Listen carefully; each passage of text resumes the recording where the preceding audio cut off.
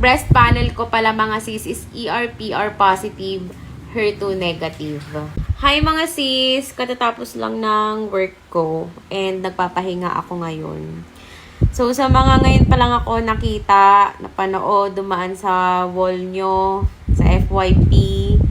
Hi, I'm Fioni. I'm a stage 3A breast cancer warrior.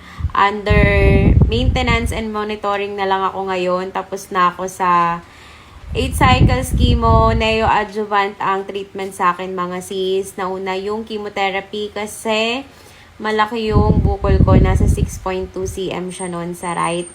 And then after 8 cycles of chemo, minastectomy ako, right mastectomy. Tinanggalan din ako ng lymph nodes.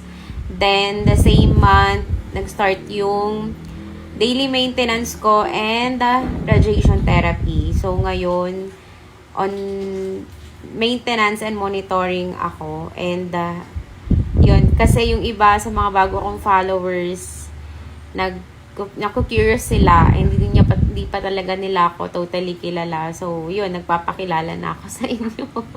And then yung breast panel ko pala mga sis is ER/PR positive, HER2 negative. Ngayon, ang daily maintenance na tinitake ko is letrozole, tapos meron akong monthly na leuprolide, and then meron akong bone therapy na every 6 months na zoledronic.